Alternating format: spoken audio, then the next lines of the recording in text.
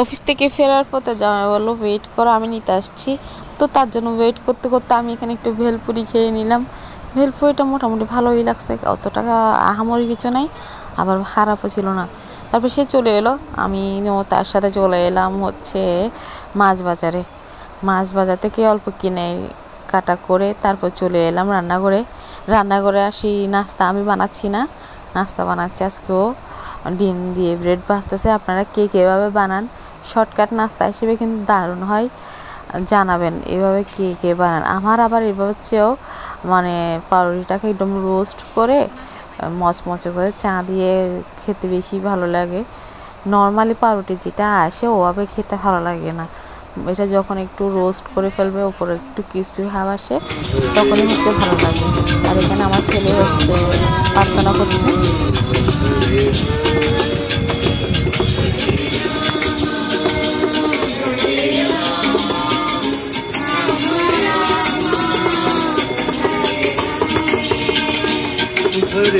ছেলের প্রার্থনা শেষ হলো, বাবার নাস্তা বানানো শেষ। তো সবাই মিলে এখন নাস্তা খাবে, এই হচ্ছে ফাইনাল লুক। খেতেও দারুণ হয়েছে। তারপরে যে কিছু গ্রোসারি বাজার নিয়ে আসছিল, ওগুলো গুছাচ্ছিলাম, দেখি বের করে কিনে কি কি আছে। আমাদের হচ্ছে বেশিরভাগ সময় সকালবেলা আর বিকেলবেলা ভালো চা দিয়ে আর এই টোস্ট হলো। লাস্টবার আনছিল যে খেয়ে ভালো লাগছে দেখে এখন আবার নিয়ে আসছে। এখন কোনটা আনছিল ভুলে গেছিলো, তাই দুই রকমের দুইটা।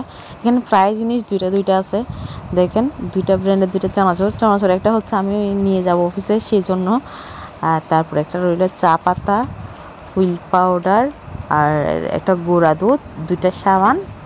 তারপর ছিল গরম মশলা রাঁধুনির, আর হচ্ছে একটা পাঁচফোড়ন কি সবাই দেন তরকারিতে? আমার এমনিতে এরকম ছোট একটা আনলে অনেকদিন চলে যায়। ও আচ্ছা, একটা কটন বাটও ছিল কিন্তু। তারপর ছিল একটা ইস্ট। আচ্ছা, ইস্টটা আপনারা কে কোন ব্র্যান্ডের নেন জানাবেন, দিয়ে কোনটা ভালো অ্যাক্টিভ হয়।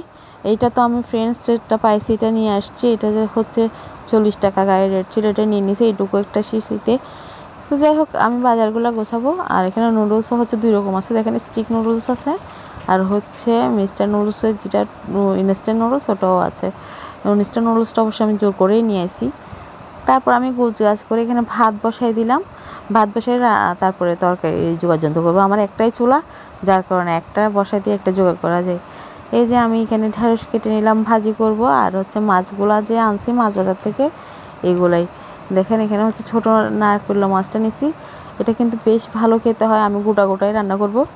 আর মজার বিষয় কি জানেন, এই দেখেন ভিআইপি মাছ, এগুলা একদম আলাদা আলাদা করে পলি করে আসছে। আপনারা এটাকে কি মাছ বলেন জানাবেন দেখি।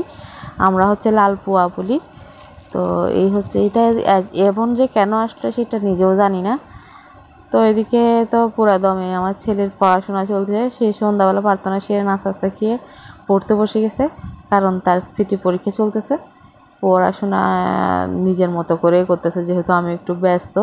ওকে পড়তে দিয়ে, আমাদের যেহেতু একটাই রুম, পড়তে দিয়ে আমি পাশে কাজ করলো ও শুনে। তারপর হচ্ছে এখানে ঢেঁড়সটা ভাজি করে ফেলছি। অনেকে ঢেঁড়স বলে, অনেকে ভেন্ডি বলে, আমরা ঢেঁড়সই বলি।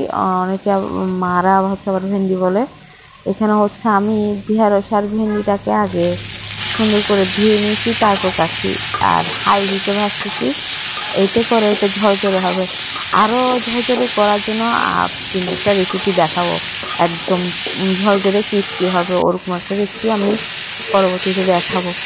তারপর হচ্ছে যে আমার ঢেঁড়স ভাজি হয়ে গেছে, সাথে ডাল রান্না করবো চিন্তা করছি। আবার ভাবলাম যে ডাল যদি রান্না করি, তারপরের দিন সকালবেলা আবার কী রান্না করবো, একটা প্যারা থেকে যাবে। তাই হচ্ছে আমি মাছ রান্না করে ফেলছি। 4টা মাছ এখানে নিয়ে নিলাম আমি গোটা। তারপরে তেলটা গরম করে হাই হিটে এটা দিয়ে দিচ্ছি। এখানে হচ্ছে লবণ হলুদ আর একটু লেবুর রস মাখাচ্ছিলাম। তাও হচ্ছে মাছটা আমি কেন জানি না, মাছ ভাজতে গেলে একটু লেগে যায়।